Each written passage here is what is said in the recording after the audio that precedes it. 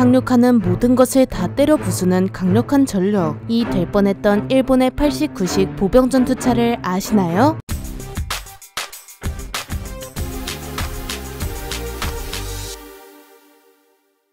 안녕하세요, 지식스토리입니다. 먼저 중국과 일본이 모종의 이유로 전쟁이 발발했다고 가정하겠습니다. 아마 중국과 일본 사이의 영토 분쟁인 센카쿠 열도, 갸오 위다오의 영유권을 두고 전쟁이 일어날 가능성이 가장 클 텐데요. 뭐 이유야 어쨌든 이 두 국가가 전쟁이 났습니다. 아시다시피 일본은 정규군이 없으며 대신 자위대라는 자국의 안보를 지키는 집단이 있죠. 또 자위대는 선제 공격이 불가능하기 때문에 중국과 일본의 전쟁은 동북아의 바다와 하늘, 그리고 일본의 영토 위에서 주로 벌어질 것입니다. 주로 해전이나 공중전이 중심일 테지만 이번 주제와 상관없으니 해전과 공중전은 잠시 미뤄두고 중국이 일본의 규슈를 침공했다고 쳐봅시다. 중국의 많은 상륙 지원함과 상륙정들이 일본의 영토로 다가오고 일본의 육상자위대는 이를 막기 위해 열심히 공격하는데요. 하지만 상대는 그 어마어마한 중국입니다. 특히 육군이 약한 일본은 중국의 상륙을 저지하는 데 많은 어려움이 있겠죠. 그런데 여기서 일본을 구원할 무기가 하나 등장합니다. 탱크같이 생긴 녀석이 보병 옆으로 다가와서 기관포도 쏘고 미사일도 쏘며 적군을 정신 못 차리게 만드는데요. 결국 중국의 상륙정은 상륙 시도도 해보지 못하고 바닷속으로 가라앉게 됩니다. 이런 시뮬레이션을 위한 무기가 바로 일본 육군자위대의 89식 보병 전투차인데요. 가정한 상황은 과장이 심했지만 89식 보병 전투차는 일본이 적의 상륙을 저지할 목적으로 개발했습니다. 그 개발 배경을 좀 더 구체적으로 알아보겠습니다. 독일과 함께 2차 세계대전의 전범국인 일본은 미국의 강력한 힘에 결국 무릎을 꿇었고 한때 아시아의 최강자였던 일본은 이빨과 손톱이 다 빠져버립니다. 그런데 그냥 힘이 약해진 정도가 아니라 아예 바닥을 찍어버리죠. 하지만 일본이 다시 강해지는 계기가 생기는데요. 바로 2차 대전 이후 냉전의 대리전 6.25 전쟁 덕을 보았습니다. 세계로 팽창하는 공산 진영을 누르기 위해 미국은 일본의 재무장에 암묵적으로 동의하고 거기다 전폭적인 군사적 지원까지 해주게 됩니다. 그렇게 소련을 견제하기 위해 일본에서 자위대가 창설되며 다른 국가의 군대와 비슷하게 총 3개의 집단이 생깁니다. 육군 역할의 육상자위대, 해군 역할의 해상자위대, 그리고 공군 역할을 하는 항공자위대이죠. 여기서 항공자위대와 해상자위대의 목적이 소련의 태평양 진출 억제였다면 육상자위대는 일본의 영토를 방어할 목적이었는데요. 섬나라로 이루어진 일본에 소련의 군대가 상륙하는 것을 막기 위함으로 그러기 위해선 육상자위대가 상륙작전을 방어하는 역할을 맡아야 합니다. 그렇다고 언제 쳐들어올지 모를 적의 공격에 대비해 항상 해안가에 진을 치고 있을 순 없겠죠. 실제로 독일은 2차 대전에서 상륙을 대비해 대서양 방벽을 쌓았지만 그것만으로 상륙을 저지하기엔 역부족이었습니다. 노르망디 상륙 작전에서 알 수 있듯 연합군에 의해 방어선이 뚫리게 되죠. 한마디로 구조물보단 기동성이 좋은 부대가 상륙을 막아야 합니다. 따라서 일본은 내륙에서 해안으로 병력을 수송할 기동성 좋은 장갑차가 필요해지는데요. 그렇게 1970년대까지는 60식 장갑차와 73식 장갑차가 육상 자위대에 발휘되어 일본 영토를 지켰습니다. 하지만 이 장갑차들은 문제가 많았습니다. 내부의 보병을 안전하게 수송해야 할 장갑차가 고작해야 기관 총탄만 막을 수 있었고 이에 임무 수행 능력도 떨어지게 됩니다. 그리고 세계적인 장갑차 트렌드가 그저 보병을 안전하게 수송하는 것에 그치는 것이 아닌 대구경 기관포와 대전차 미사일 등으로 무장하고 강력한 화력으로 전차까지 잡을 수 있는 그런 장갑차가 대세였습니다. 하지만 당시 일본의 장갑차는 방어력이 뛰어난 것도 아니었고 무장도 12.7mm 중기관총이나 7.62mm 기관총이 전부였습니다. 그렇게 일본은 세계 동향에 편승하기로 하는데요. 보병을 안전하게 수송할 수 있으며 강력한 화력으로 적들을 파괴해버리는 보병 전투차를 개발하게 됩니다. 이 전투차는 일본의 강력한 차세대 전차인 90식 전차와 도입 시기를 맞추기로 하고 1980년에 개발을 시작해 1989년에 개발을 완료하게 됩니다. 여기에 89식 보병 전투차라는 제식명이 붙게 되죠.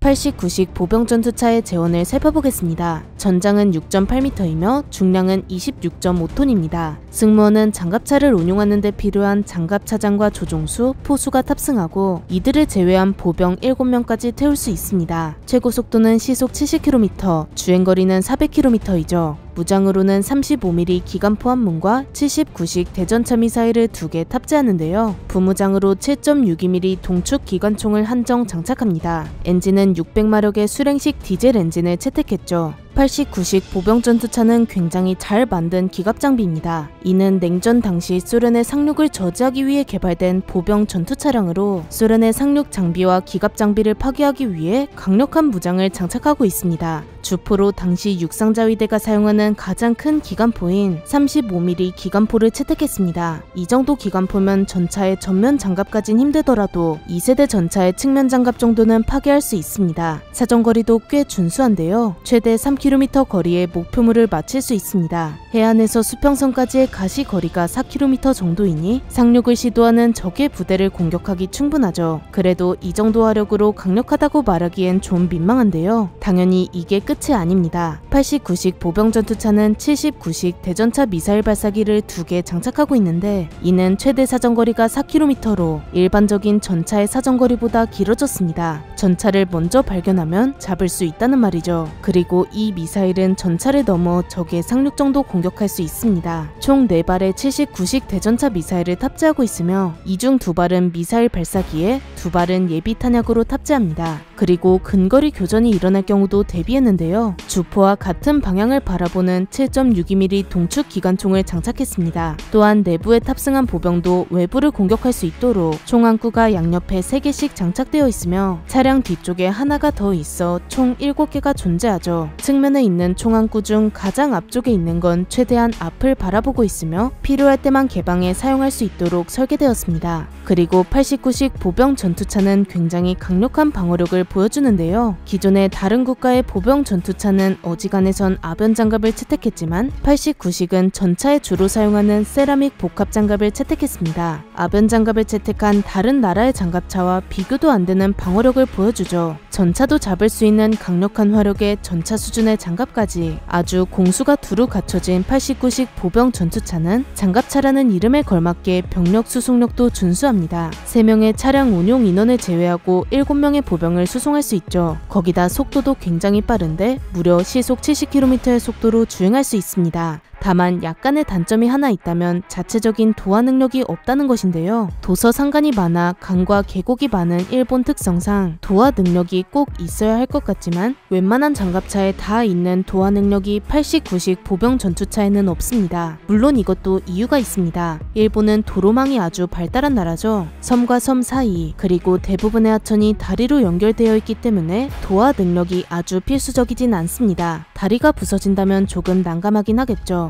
어쨌든 화력이면 화력, 방어력이면 방어력, 속도면 속도, 수송이면 수송, 뭐 하나 빠질 게 없는 일본의 89식 보병 전투차는 무리 없이 일본의 주력 보병 전투차로 채택되어 90식 전차와 함께 일본 열도를 지킬 것 같습니다. 그런데 과연 그럴까요? 89식 보병 전투차의 운용 현황을 살펴보겠습니다. 이 성능 좋은 장갑차에 매료된 일본 군부는 89식 보병 전투차를 무려 300대나 생산해 배치할 계획이었습니다. 하지만 계획은 뜻대로 흘러가지 않는데요. 이제 막 89식의 생산에 들어간 1989년 일본의 거품이 몽땅 터지며 심각한 경제난을 겪게 됩니다. 바로 일본 버블 경제의 몰락이죠. 그렇게 1990년부터 20년 이상 경제 침체를 겪으며 일본의 경제가 흔들리게 됩니다. 그런데 이 시기에 89식 보병 전투차의 생산이 딱 맞물려 버리고 역시나 생산 과정에서 차질이 생기는데요. 가뜩이나 내수로만 운영되는 일본 무기 특성상 평범한 급으로 만들어도 가격이 높은 편인데 여기다 비싸고 좋은 장비는 몽땅 붙였으니 89식의 가격은 천정부지로 치솟게 되죠. 물론 계획대로 300대를 전부 생산하면 생산 라인이 많이 생기니 가격이 줄어들 여지라도 있지만 버블 경제가 터진 시점에서 당연히 그럴 여유가 없습니다.